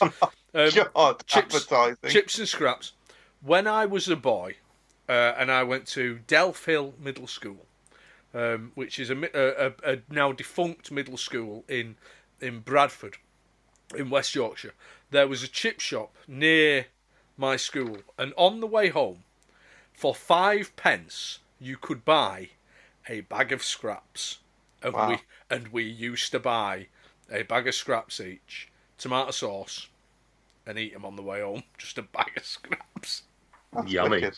Oh, I mean, amazing. When I went to college in Huddersfield, even though I was living in Manchester at the time, I went to sixth form in Huddersfield, and the Chippy, the elite Chippy in Huddersfield, they used to do chips and scraps, belting. Love scraps on chips. Just don't see it very often. I don't think I've ever seen it. I've heard of it. I've obviously heard other people that had it, but I don't think it's excellent. It's excellent. It really is. I think there's often rumours of the occasional one around here that does it, but I don't think I've ever actually seen a place that does. If you've got a chippy that does scraps, the idea of just getting chips from a chippy suddenly becomes just exceptional. Like better than cheesy chips, Michael. Just chips and scraps, amazing. Wow, love that. Yeah. If I see them, I'll buy them. Yeah, please do. Yeah, and review them. Maybe one time when I'm going to Blackpool and I'm passing through Manchester. I think you could probably get chips and scraps in Blackpool. I'll have a look. Yeah. If the world ever opens. Definitely get them in Manchester. You asked about ketchup. Yes, I am a ketchup man. I don't know where this came from. I'm a double sauce man. Oh. I am ketchup and brown sauce. Oh. I don't know how this happened, but they both end up on my Not a fan of brown sauce? No, I'm not a fan of brown sauce in general, but not on fish and chips, you dirty bastard. No. Yeah, I couldn't tell you where it came from, Stuart. I don't know where. Just one day. Hell. And I'm not. Do you know what's weird? I'll throw this even weirder part in. I don't particularly like brown sauce. I literally have it on nothing else. There is zero reason for it to be in my house except for fish and chips. Isn't there a thing? I think it's in Scotland. Don't they have this chippy sauce, which is brown sauce and vinegar mixed together? Yeah. Oh my god! That sounds like my worst fucking nightmare. And they do that in Scotland, Nate, and that is you. Oh, Well, hang on a second. Well, actually, I guess I've got the... Yeah. So my chips, essentially, are salt, vinegar, ketchup, brown sauce. Like... So this is when... It's heartbreaking to listen to, because I love chip shop chips. You just said how much you ruined them. Well, this is the thing. So coming back to like my original comment of me being like, when they're a bit dry, they're a bit bland. As if I could fucking taste how bland they are when I've just chucked all that shit on top of them. Disgusting. Fucking hell. But Wrong. that is only for the chips. My fish, just a ketchup. Oh yeah, No. yeah, big time. Yeah, the curry sauce doesn't go anywhere near my. That's what my curry sauce. The chips get dipped in it. The weird miniature chip butties get dipped in it, but it doesn't go on the plate. The fish just has the ketchup and the salt and vinegar. Yeah. I don't think I've ever ordered curry sauce. It's lovely. I've tried it. Yeah, it's essentially the same sort of like Chinese curry flavour as katsui. Katsui. Yeah. Do you have? You don't see it very regularly. You get the occasional fish and chip shop which will sell spring rolls, which are not very good. I don't think particularly. I don't know if so. This Stuart's grimacing a little bit, so I'm assuming this might be a southern thing or just a random shop. But the occasional one I come across will sell spring rolls. But there's even a rarer occasion that sell curry rolls, and basically it's a spring roll, but rather than your usual spring roll, the insides are essentially curry sauce with, I don't know what else must be in there, but I think it might be vegetables. I don't think it's like chicken or anything like that, but it's essentially a curry sauce spring roll. Are you talking about a Chinese chippy here or just a chippy? The chippy. Just a normal chippy. Like, it's not necessarily run by Chinese people or anything like that. I'm assuming you have Chinese chippies down south, do you? Yeah, I would say so. It's not a term I've ever heard of. So what is a Chinese chippy? Are you talking about a Chinese? I'm talking about a Chinese chippy. I'm talking about a chippy that is right, a carpenter. Okay, I'm talking about a chippy that is run by presumably Cantonese people, which I think the vast majority of them are, which also has a Chinese food menu on it as well. It's a chippy and a Chinese in one. So the vast majority of chippies up here are. No, I mean the majority. I was going to say I've seen maybe a couple. Well, you get a lot of Chinese chippies up here. God, no. I mean, you get definitely the hybrid takeaways which serve just everything. Kebab, pizza, fish and chips, like so a multitude of different things. But I can't think I've ever seen a Chinese chippy. Most Chineses, like just a regular neighbourhood Chinese, is a chippy round here. Wow, that in is the north. Mind blowing. In the north, the vast, I would say that I don't know actually. In my town, in my small town, there are a couple. There's one English traditional English chippy. Then there's the one up my road which is run by Greek people, and then there are various Chinese chippies. It is just a testament to human nature that Nate and I are able to be friends with Stuart when there are just such massive cultural barriers to try and overcome. My mind is blown that the Chinese chippy is. So is it one menu? Is it one menu? Is it one business, so to speak, yeah, or is it two separate? Like no, it's one business. You go to you can phone up and order a Chinese if you wanted. They're not going to deliver it to you. It's very unlikely that they would anyway. Or you can go in and you can go. I'll have fish and chips. No, portion of salt and pepper chicken wings. I do not know what you're saying. Kung Po duck, soft noodles, and a cheese and onion pie. I massively need to see pictures of this because this just sounds bizarre. Type Chinese chippy into Bing. No, I don't want to. I want you to do the work. I don't know what's. But like I say, I've seen fish and chip joints that sell chicken and kebab. I've seen like hybrid ones which seem to hold. There's no particular leading style of food. They just do loads of different things. I have never in my life seen a Chinese chippy. I might have seen a chip shop owned by Chinese people, but it is fish and chips. Here we go. English and Oriental Chinese to take away. Fish and chips and Chinese takeaway. Fish and chips, Chinese takeaway. The Chinese chippy is. I am absolutely. My mind is blown that the Chinese chippy isn't. Oh, you think your mind's blown? So what have you just googled? Chinese chippy. Chinese chippy, and literally as soon as I type it, half a dozen dots pop up on a map within 2-minute walk in my house. Yeah, I've just gone to images and like the first one's Magdala chippy, fish and chips, Chinese. I've got the Hong Dragon. English and Oriental cuisine to take away. I don't enjoying it, are you? Enjoying the show. I mean, if they have this. If they have this down here, then I have just genuinely, somehow, I've got a blind spot for it.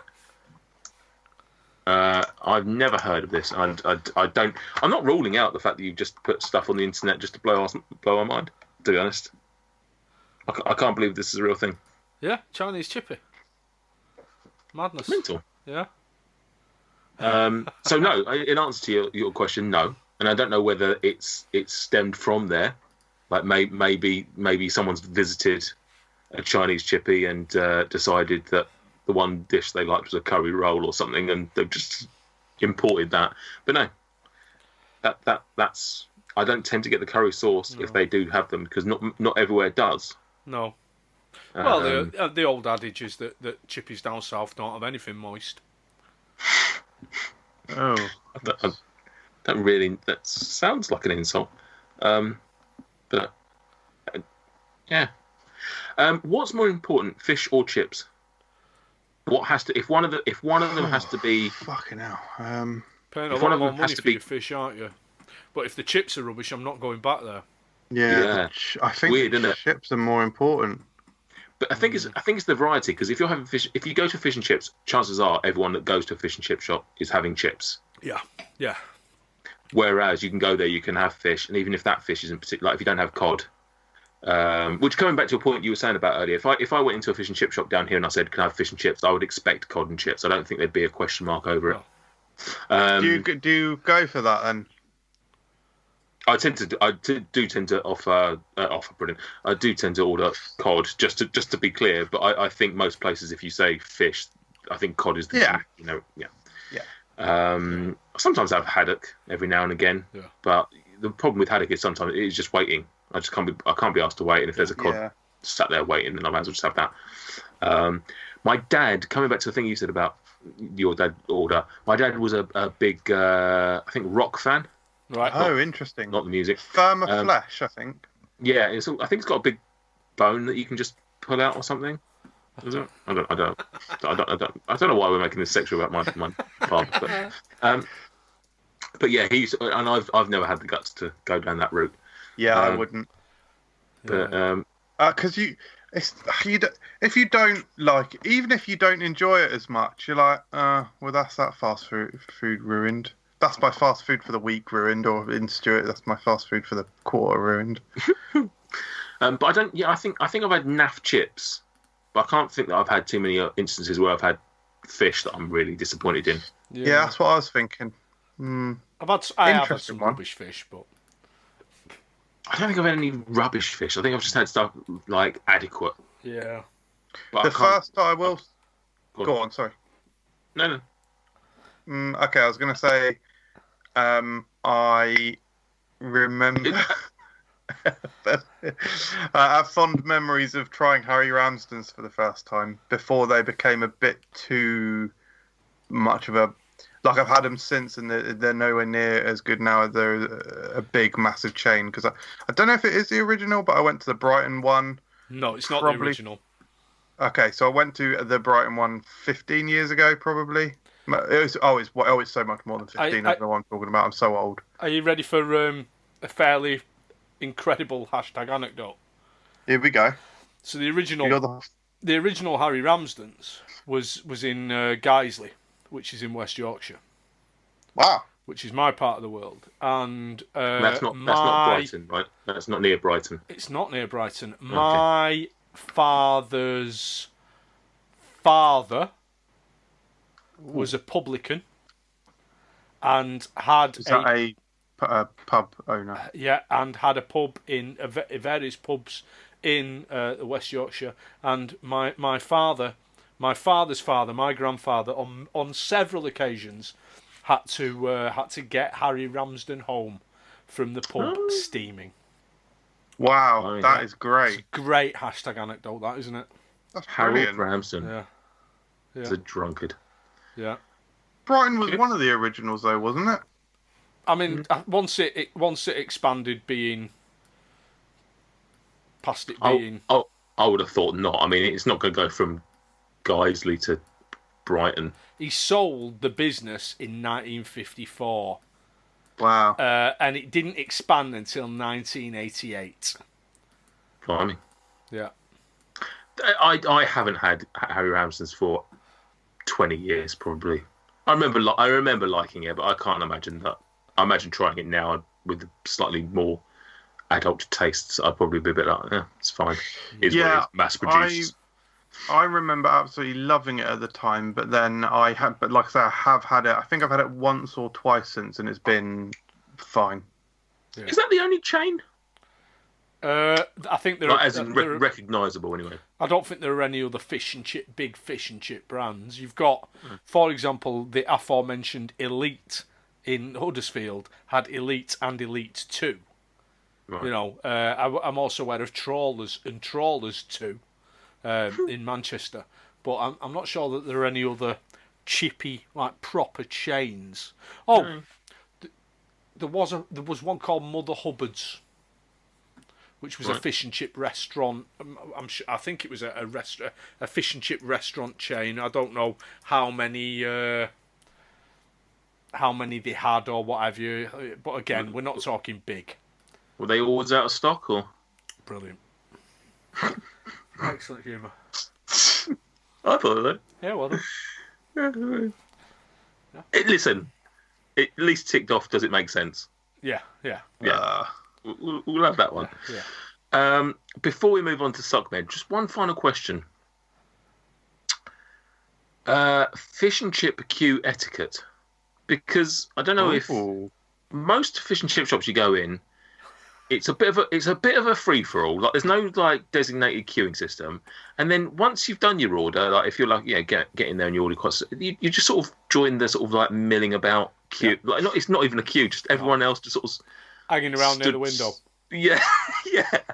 I think that the people who work the people who work behind the counter in the fish and chip shop should give training to bar staff, because people who work behind the counter in a fish and chip, even on a Friday night tea time when they're at their busiest, are well aware of who has just entered the shop. And when you just enter, they will inevitably catch your eye and ask you any fish, love. If you've not got the chutzpah, to use a Yiddish term for your benefit, Nathan. So if you've not got the chutzpah to walk in and immediately as you walk in, put your hands up in the air with a number of fingers held aloft and just go two down, love, two down. I mean, is that what you do? The fact you're ordering fish on a Friday night makes you very much Jewish yourself. But carry on. So they will inevitably catch your eye as you go in and ask you any fish, and you'll go, yeah, I'll be wanting three, and then they. But when they got, if they do ask who's next, whoever thinks they're next, there's the pantomime that you do of making eye contact with everyone else in the chippy and are you queuing? You don't finish the sentence. You do. Have you been? Are you? And they go, oh no, this is fascinating. It's this whole routine, and it's certainly. I'd assume it was. I would have assumed it was a kind of northern thing, because it's almost a script that everyone knows, and it's always the same. I would say we don't tend to frequent fish and chip shops when they're at their busiest because of the fear of having to wait too long. So the walking through the door and getting asked whether you want fish, I have seen, but it's not necessarily something we get on the regs, because normally they've got some that they've cooked up already. Yeah. But the rest of it, absolutely spot spot on. Yeah. And it's just the awkward moment where you've got half a dozen geezers usually. Like there's sometimes the occasional woman, sometimes there's the occasional man or woman with a kid who's, waiting for their family treat. But everyone just stood there like sort of looking at the menu of the things they could have ordered. And then there's always the occasional one that will just go forward and go, actually, can I add to the order? Do you mind if I can have I'll actually have a can of Coke as well, please? Or they might have a can of Coke while they're waiting.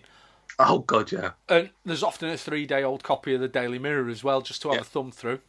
Yeah. That's that awful post having ordered fast food, now I'm going to awkwardly look at the menu thing is so very real. But I'm fascinated to hear what you guys are saying, because for me, the main chip shop that we go to, we ring in the order and we go and collect it. It's very easy, straightforward. No! You're losing half the experience, mate. You may as well phone up. Would you do that at Subway? No, But now on Subway you can order it on the app. No, I don't do it. But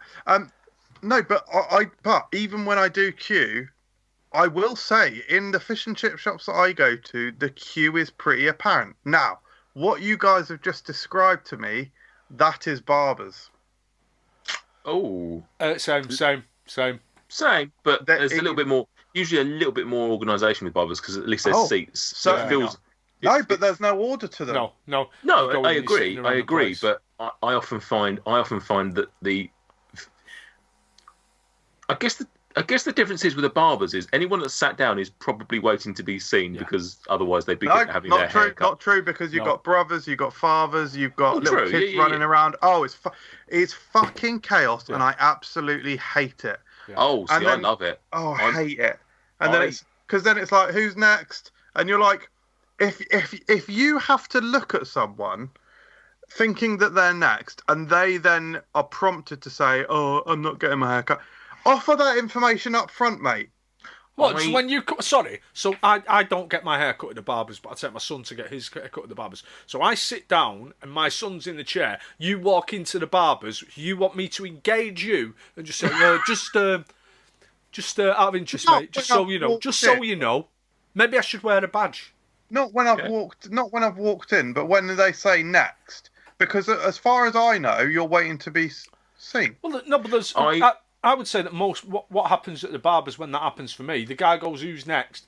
You instantly make eye contact, and what you do is without finish. Very important. Just like in the chippy, you don't finish a sentence. So the guy makes eye contact with you. He doesn't ask you. You've got to be aware of the situation. You make contact, and you just go, "Oh no, go on, mate." Just go, "Oh no." Just some pointing and some noises. To be fair, it's been a long time since I've been in a barber's, obviously. To be fair, if you're waiting for a barber's, there's a chance that you could be sat there waiting for quite a long time if you're not seen to. Whereas with a fish and chip shop, realistically, you should be in and out there max 10 minutes, 10, 15 minutes. Much quicker turnaround in a chippy. Yeah, exactly. So realistically, if someone pushed in front, I think people are a little bit more honest and a little bit more polite when it comes to a fish and chip shop, just simply because it's not going to cost you too much time, really, if someone else gets in ahead of you. Wow. Especially if it's just ordering. Do you know what I mean? Like, it's not like necessarily you're going to have to wait too much longer. But I love I quite like the awkwardness of it. I quite like the fact that there's just a subsection of humanity that's just at any given time, there's someone in the country at any given time stood by a fish and chip window waiting for their fish and chips. I quite like that. It's a beautiful vision. I will say, when Claire and I were in Blackpool last, and we did our fish and chips, which was only last year, that was the last time I've been in a fairly chaotic fish and chips queue, because there was an absolutely ridiculously placed pillar as well, like smack bang in the middle. So you had to either shuffle past it or move around it the other way, and potentially, you basically subbing yourself off from the queue. It's very strange. I'm glad we were seen to fairly quickly there. Someone using it to have a nap, or what? Leaning up against the pillar. Yeah. Pillow. Right. Pillar. No. Quick question. I literally want like a one-word answer. Yeah. even though the question might be a little bit longer. Yes, I will give you one. Some fish and chip shops serve the fish and chips in a box rather than in paper. So all I want is literally box or paper. MJ. A box there. Yeah. All of mine recent ones have been One boxed. word. Paper. All of my recent ones have been boxed. Paper, but my current chippy does box. Prefer paper. Paper. Yeah. Good. Paper smells better. Yeah. It's just the experience. I just think with a box. Yeah, it just feels weird. Yeah. I don't feel my get the same quality. I think if you got boxed, then your place is shit. MJ, stock med. By the way, I often get the fish in a box. Not. I don't request it, but often the fish comes separately in a box. So I'll get 2 boxes, one of chips, one of fish. I don't know if that's unusual. Oh God, that's a great question that I didn't ask. Do you ever get your stuff separate? But I've not asked it. So stock med. Correct. Suck man, it's time for questions that you posted on all the platforms that you utilize to provoke our replies. Although increasingly I'll post in the forms of statements that require no response, as opposed to the questions we requested in our initial post on the aforementioned Suck man. So over on social media, we ask questions and comments every time we film the show. Over on Facebook, we've got a question or comment from Becca Lumps. Hi, Becca. Lumpers. Keep your fish brackets and your vinegar. It's all about the chips, Savoy and curry sauce. Hashtag yes indeedy. Good choice. Fair choice. I like a Savoy. Fair comment. I like all of that. I would have curry sauce. Do I have? There's a Savoy gap across the middle of the country. You get Savoys down south. You get Savoys up in the northeast. Right. You don't get Savoys across the civilization, as I like to call it. So you don't get them? Are they not an option there at all? Or is it just? You don't get frowned Savoys. upon? Don't get Savoys and chippies up here, and then you get further up north, and you get to get Chinese food apparently. Newcastle and stuff, and you get the Savoy dip. Sorry. The Savoy dip. It's like a Savoy it's like a Savoy sandwich that they just dredge through cooking grease and gravy and stuff, like a dirty sandwich. Oh God. Could you send me one? No. Someone from the northeast probably could. Calfu? No. Calfu's in Accrington. Calfu will know what Savoy dip is. Geordie Lyon, Shelby. They could probably sort you out with a Savoy dip. Georges, Shelbers. Yeah. Hit me up. You know, a lot of personalities and whatnot, they call their fan base something. So like Beard Meets Food calls them the Beard Army. Are our fan base just like the Urs? The Urs. Because they're all bongers, scalpers and whatnot. Urs. The Fruckers, isn't it? The Fruckers. The Fruckers, isn't it? Right, so you did mention Calfu. Callum Johnson, gravy or... Lad's getting involved. He's getting involved. Gravy or curry sauce? Stuart might be the only one who can answer this. I would not put fucking gravy anywhere near my fish and chips. No, you wouldn't. And anyone who puts gravy on fish and chips is an absolute deviant. I wouldn't put it anywhere near chips. But if you're having a sausage, oh no, see, chips and gravy, just great on its own. Particularly like coming home from the pub. Pie chips gravy, pudding chips and gravy. However, if I was getting chips and a thing now, I'd get chips and curry. Interesting. I don't think we get gravy at all as an option down here. I think you do. That's why Callum's saying that. It's a very common stereotype that the North holds of the South, that Southern chippies have got nothing moist. I think Peter Kay even does a routine about it. Well, am I right? Until he comes on the podcast, I don't want to hear about what he does. Correct. We do. I think curry sauce is probably more. Oh, I'd say curry sauce is everywhere. I wouldn't say it's everywhere, but it's definitely more regular than probably it's than the stereotype. But I don't know if I've ever seen chippy gravy is very opaque and very brown and very. Yeah, I can't imagine. Oh God, it's good. Chippy gravy's good, you know. No, it's exactly what I was about to say. I was about to say I'm gonna say I don't even like cheap like beef or brown gravy. Give me like a proper beef homemade gravy with beef, or give me a proper homemade chicken gravy, or even I'm not too prudish about store-bought chicken gravy. That's nice, but I'm not on this pitch brown gravy. That's not a thing. But anyway, regardless, not with fish, not with chips anyway, but especially not with fish and chips. Yeah, like I'm on the poutine hype. I'll get on the Canadian version, but well, that is. I mean, chips, poutine is just cheesy chips and gravy. Yeah, but decent gravy. And cheese curds rather than word cheese. Different gravy. Yeah. Different gravy. Different gravy. Paulie Parker says battered Mars bar. Hang on, let's do the name. Sorry, Paulie Parker. Parker's. Paul Parker. Says Paul battered. Parker. Right back. Yeah. Brilliant. Wow, we've got 2 right backs on the. Awful. Battered Mars bars. Do you like them? Fucking love them. Oh, great stuff. Like, shouldn't work, but Should does. Yeah. No, but it doesn't, because the problem is because they're done at a fish and chip shop. Well, that's certainly where they were made famous. People just think, it's a Mars bar that tastes like fish and chips. No, it doesn't. They don't fry them in the fish fry. Certainly, the only time I've ever been on a chippy that does them, they had a separate little fryer for them, like a domestic deep fat fryer, basically. That they did the battered chocolate bars in. It's been a long time since I had one. If a place did them near me, and I'd be tempted to get another one. Yeah, they're decent, aren't they? Yeah, they're not whatever the conception is of them. And obviously the calories and all that sort of stuff is bollocks, but actually in terms of a delicacy, and I do use the word delicacy. I think they're bloody great, to be honest. Yeah, absolute filth, but delicious. Yeah. Oh God, Jesus, what? Name me a food that isn't. Wow. Scotty787. 787ers. I'd have gone with Scotters, but you guys have left fielded it. Haddock or cod? Got to be haddock. Correct. Given the choice. He's answered the question. Yeah, you're given the choice, yeah. Yeah. But not if it's an effort. Haddock for preference, cod for convenience. Yeah. There's not that big a difference for me to go to any effort. They're basically the same fish. Yeah.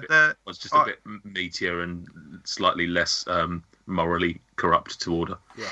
Yeah, I'd say there's not a huge difference. I'm pretty happy with either, but I'll always 100% go haddock all the time. Bong lungs. Bongers. No, he's not getting it. Oh. I've flipped the switch. Everyone else gets it except for bongers. Fish and chips. More like fish and spliffs, like Rasta Praise Jah. Good. Yeah. Good. Nothing to answer there. No. Yeah, you're right. Maddie Mad World. Madders. Welders. How much is a reasonable price for regular chips and battered fish? 7 or 8 quid. Yeah, something around that. I think your fish you're looking probably around $4.50, something like that. Yeah, I think chips about $2.50, something like that. Maybe. Yeah, a couple of quick. Yeah, I reckon probably in an ideal world, your fish and chips would be about £6.50. Yeah, I agree. Yeah, I'd say we probably pay between $8.50 to $10, maybe even $11 if it's a really premium place. But I would say a reasonable price. I'd be quite happy with $7.50 or under. I think that would be really reasonable. Yeah. If I can come out of the chippy with a meal for all three of us for under 20 quid, I'm happy. Yeah. Yeah. That's good. Yeah. I tend to have in my mind that Laura and I's around 15 quid max. Yeah. Yeah, Claire and I are around 15, roughly.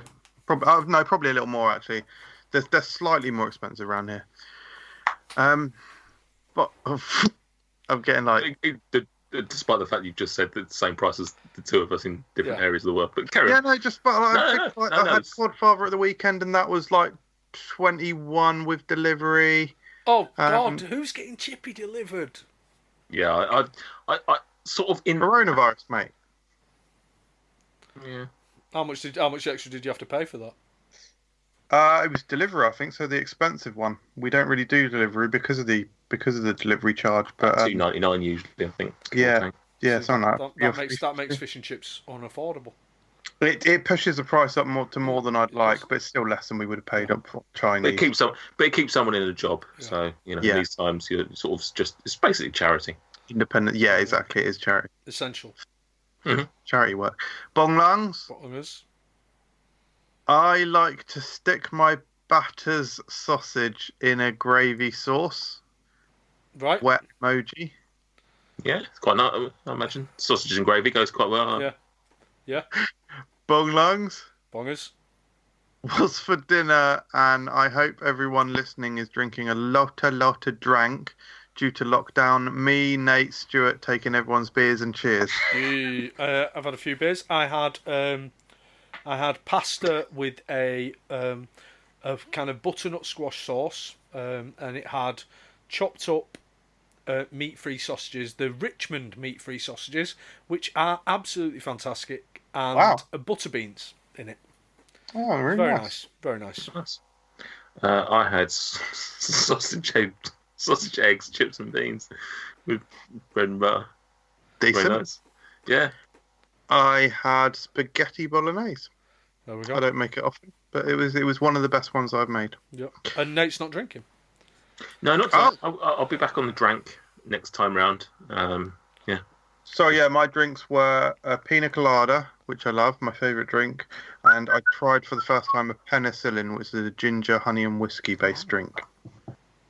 Cool. I had 2 lager drinks and 2 IPA drinks. He drinks an IPA, he drinks a sour to remind him of the sour times. He drinks a porter to remind him of the dark times. Oh, Stuart boy. No, I don't know. Frankie Funko. Funkers. Frankers. My favourite chippy is currently closed due to Rona doom. Yeah. Shout out to the Codfather in Wakefield. Interesting. So I've been mentioning Codfather. I assume that's not. No. I assume that's not the same. There's a lot of Codfathers. I don't know. Do you go to Wakefield for your fish and chips? Or let's just very quickly check. Might explain the delivery charge.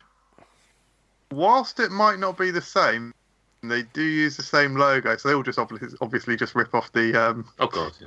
They'll just rip off the film. Yeah, of the similar name. Yeah. I'd imagine there's 1,000 Codfathers in the UK. Film? Yeah. Father of the Bride.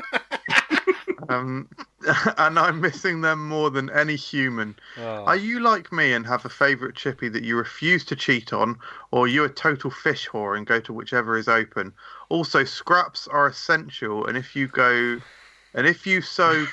fuck yourself, you absolute savage. I think she's basically saying, yeah, if you disagree, then get fucked. Yeah, scraps are ace. 3 chippies that I go to, kind of. There's one that's the Greek chippy, but we might not be going there because we had a bit of a falling out with them. Bit of a misunderstanding. Go on. Break a plate. I got home and realised that there was a portion of chips missing. So I got back in the car and drove up. Gemma phoned them on the way, and they were like, "Well, he didn't order them." She's like, "Well, he did," and basically they hadn't taken my order properly, and they thought we were trying it on to get free chips, and just drama in it. The best chippy is the one near where we used to live, which is still feasible to go to. It's about a 15-minute drive. And then there's a Chinese chippy, which is decent. And if you want kind of combo, like, for example, you might want some salt and pepper wings and chips. Stop saying these things. Just stop saying this stuff. It's just you're triggering me. Like, he's struggling. Listen, save all this when we do the Chinese chip shop episode. We'll need to soon. We're running out. We've done flatbread, so. Oh yeah, that was right at the bottom. I am a bit of when the world's normal, we tend to go to the same one continuously. We don't tend to shop around, but unfortunately, right now we've only got 1 or 2 local to us that are actually open. So therefore, we are going where we need to go. So yeah, and scraps don't get so. Correct. Bonglungs. I'll throw him one. Jasers. Kingers. MJ, I told this really nice girl who don't smoke, but I want to turn to a freak. I want to try her porn star martini. I want to know what I can say in the cocktail world to bring her to my side. Say, do you like Baileys? Because I want to give you a screaming orgasm. Cool. Warren Minix. Oh, has he commented? Hello, Warren. Minners. So this is. I'll say his question, and then I'll need to immediately go into one of the replies. Warren Minix says, "If you could have fish and chips with anyone, who would it be?" Maddie Madworld has replied saying MJ. I mean, the correct answer would be my wife, but the other correct answer would be... Yeah, same. I'd have it with Laura as well. Yeah. We can all agree that we'd love to eat fish and chips with Laura Peterson. Do you know what? Well, some people would take that as a slight. It actually it sounds like a lovely little saying. I'd love to have fish and chips with Laura Peterson. It's just nice. It's cute. Thank you. Lovely. Yeah, I'm glad you like my wife. I don't know really. Anyone's good. I guess right now, anyone literally, because it'd be nice to have some human contact outside of my work and people. Because this kind of question is just who would you have a meal with, really. I suppose for me, it's probably someone in one of the fields of the things that I'm most passionate about. So something like a comic book creator or like a film director, something like that. Cool, brilliant, nice and vague. Couldn't tell you who. I feel like someone. Do you know what? Seth Rogen, fuck it. Oh, what a bell end. I'm just going to throw just a random name in there. Not even someone I'm particularly close to, but just because I just feel it's like the kind of person I would have fish and chips with. Johnny Vegas. I just sort of feel like if I'm having fish and chips with someone, he's the sort of person that you would have fish and chips with. He just looks like a fish and chip person. Should we try and get him on the show? Oh, why not? I'll tweet him now. Yeah, fuck it. I'm sure you've heard us say it before, guys, but we try and get lots of high-end celebrities on the show. I've recently tried to get Florence Pugh on. She's not. Probably like to have fish and chips with Dwight York. and Andy Who Cole. are you? They can share one portion. They can with share a portion between them. Savaloy with that. Finn Rogers. Finners. Rogers. Most inventive fish and chip shop name you've seen, Codfather. Also, who pays 20p for a sachet of sauce? Massive rip-off. Horrible, innit? There's so many funny ones. There's a lot of Codfathers. There's one in Manchester called the Hip Hop Chip Shop. But nice. That's like very hipster fish and chips, like trendy fish and chips. There's one called Fishkotech down south. Like discotheque. Like discotheque, but with fish down south. I've never seen it. Bit of a stretch. Like the Jolly Fryer. That's a nice little Jolly Fryer's nice. Kind of nice little pun in it. Yeah. I don't really know any.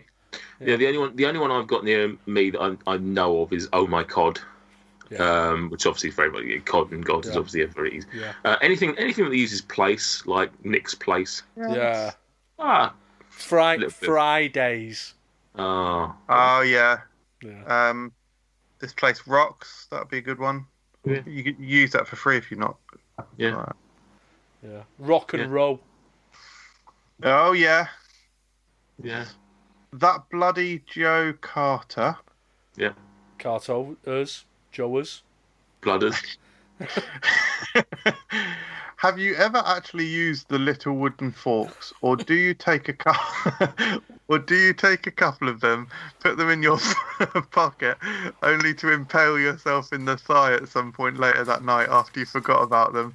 I partake in the latter without fail. Love you guys. I think I've done it every so often.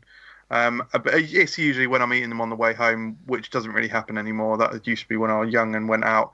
Stuart is holding up, I think, 17 miniature wooden forks. Wow.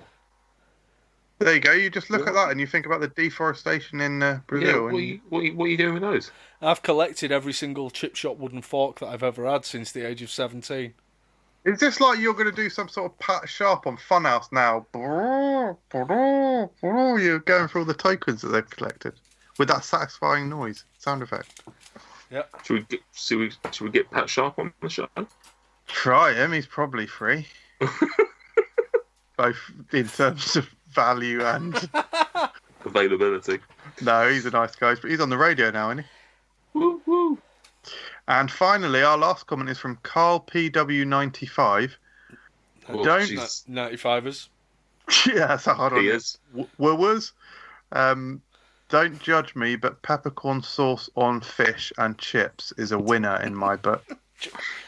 100% judging. Yeah, get the judging going, really. That's just the hassle alone of Judge having Jules. to... I mean, having to whip up some peppercorn sauce just for your fish and chips seems a little bit of extra admin. Yeah, it's too much, mate. You've put too much on it there. How many judges can you name? Judge Anderson, Judge Death, Judge Mallet. Dredd. I mean, you start with Dredd before you go on to Anderson and Death, Judge surely. Fire. Judge Jules. Judy. Judge Judy. Judy, R.I.P. Rinda. Judge Reinhold. Rinda. Mike Judge. Mike Judge, Beavis and Butthead, isn't it? Yeah. Yeah, 7 judges. There you go. And all of them are judging the peppercorn sauce. Yeah, so it's a septuple judge. That's it. That's all I've got for you guys. That's all you got. Thank you, all I've got for you Michael. guys. Thank you. In order to grow the Food Review UK podcast, we'd like to ask all our listeners and subscribers to drop us a review on their chosen podcast application. With your help, we could grow the podcast to such an extent that we had no need for the Food Review UK YouTube channel and its owner, Michael Jameson. There is a little favour that we'd like to ask of you. Just head on over to iTunes and leave us a positive review. 1,000 5-star reviews and MJ dies! Hurrah! Oh, that was really good, mate. That was really good, mate. Oh, cheers. Thank you, guys. I loved the thumbnail this week. Oh, it had both fish and chips on it. Yeah, I went slightly different, a bit more artistic and different. It's good. Yeah. It's good. I like your thumbnails. You did fantastic work with them. Thank you, mate. Oh, you're welcome. That's all I got, guys. I was going to maybe whip up I considered doing a live Nate Soundbites. Wow. For the insanity value, but I'm excited. We've done an incredibly long show without it, so there's no need to do that. And B, I thought, the world we live in, I shouldn't be wasting food. Not a waste, is it? Entertainment. Well, no, true. Very true. Very true. Yeah, essential services. Essential services. Top of the list. So I'm not going to do that. So instead, what I'm going to do is say thank you guys for having me as your host, as your leader, as your organizer. I don't know. Why did you pause? What do you want from the audience? Like, is that a little space for them to say thank you, Nate? Right, yeah. That's a new tradition. You've got to do that every Pause for applause. Wow. It's a thing. Hashtag pause for applause. I am fucking taking that along with the grapes. No, thank you very much to Stuart and Michael for being with me today. I hope you've had it's been quite an interesting and eye-opening experience. I always knew that fish and chips would be quite a divisive topic because of the north-south divide. Oh, who knew how divisive? Exactly. Not in an argument point of view, although there were one or two, but just finding out about each other's worlds.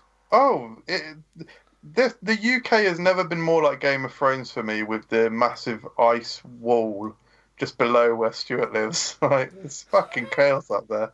Just below, literally just ever like so slightly the down. Block over. Yeah, block. How American. Dream. Thank you very much to the listeners for joining us. Hope you've enjoyed this. Hope you enjoy some fish and chips in your life every now and again. Fosh on chops. Fosh and chops. Fosh on chops. Fosh and chops. Fosh and chops. Fosh on chops. Fish and chaps. Fish and chaps. Can I have some fish and chaps? Fish and chips. All right, here's a weird one. What would it be like with an R? Fish and chirps. Fish and chirps. It doesn't really work. First. What do you get if you take the eye out of fish? That's not the joke, is it? What do you call the fish with no eyes? What do you take the eye out of a fish? What's that just supposed to be? Fish. Oh, Stuart's completely Blurred himself. Hashtag pause for applause. Hashtag wait for hate. Yeah.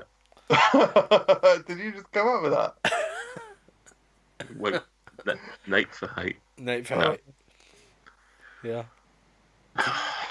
Episode 61, and we still haven't worked out a way to finish the show without just idiots.